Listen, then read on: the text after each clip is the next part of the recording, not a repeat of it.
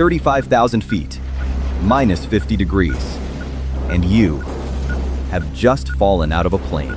No parachute. From this height, the fall takes about 3.5 minutes. That is exactly how long you have to learn to survive it. The 4 people in this video hit the ground at over 100 miles per hour and walked away. The clock starts now. First, let's talk about what's happening to your body. Because the fall you're picturing from the movies, it's all wrong. Second one, the cold hits. Minus 55 degrees. Frostbite begins on exposed skin almost immediately. But that's not the real danger. The air up here holds a third of the oxygen your brain needs. You have maybe 30 seconds before you black out. And here's the strange mercy. You probably will. Most high-altitude fallers are unconscious for the worst part of the ride. Around 12 seconds in, you stop accelerating. Terminal velocity, 120 miles per hour. Spread eagle, you fall no faster. By 15,000 feet, the air thickens, and you wake up. Now you're a pilot of the world's worst aircraft. Because here's what the movies never show. A falling human can steer, and those last 90 seconds decide everything. Rule 1, don't fall like a pencil. Arch your back, arms out, legs wide.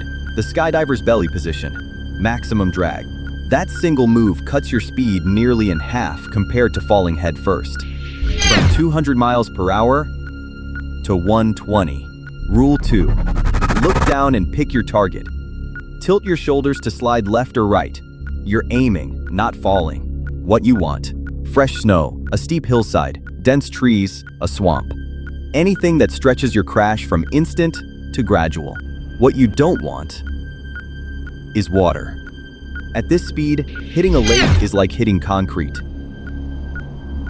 It does not splash. And in the final second, feet first, knees bent, protect your head. Let your legs pay the price. They usually do.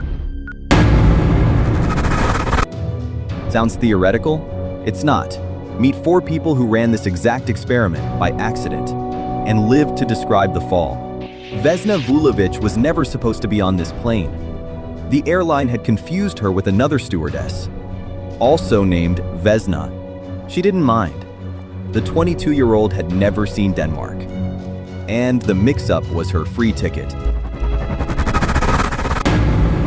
46 minutes into the flight, a bomb in the baggage hold tears the plane into 3 pieces. At 33,000 feet, Vesna falls 6 miles.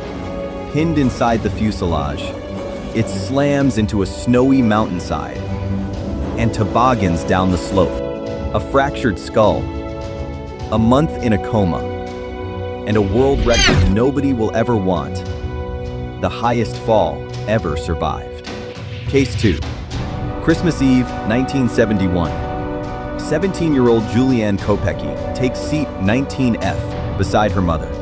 Lightning tears LANSA Flight 508 apart. Juliane falls 10,000 feet, still strapped to her row of seats. Investigators believe the seat row spun like a helicopter blade, and the jungle canopy caught her like a net. She wakes alone on the forest floor. A broken collarbone, one eye swollen shut, and the Amazon in every direction.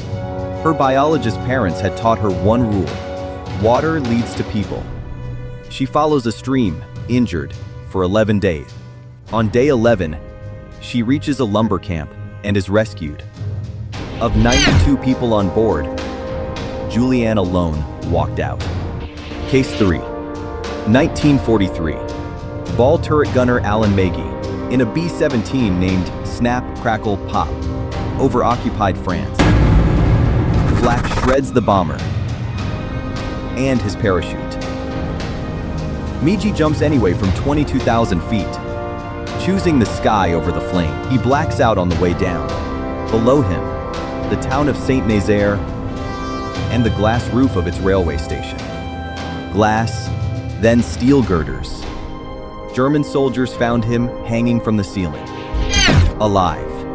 28 wounds and another 60 years of life. Case 4, March 1944. Rear gunner Nicholas Alkemade, 18,000 feet over Germany, in a burning Lancaster bomber. His parachute is already ash, so he jumps without it, deciding that falling beats burning. 3 miles of night below, pine trees, then a deep snowdrift. He sat up, found a twisted knee and little else, and lit a cigarette to wait. His German captors called him a liar until they found the burned parachute in the wreck. They gave him a signed certificate. Notice the pattern? Nobody survived the fall. They survived the landing.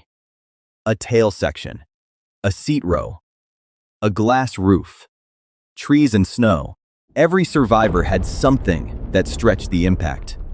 Physics doesn't care how far you fell, only how fast you stop. Crash scientists call it deceleration distance.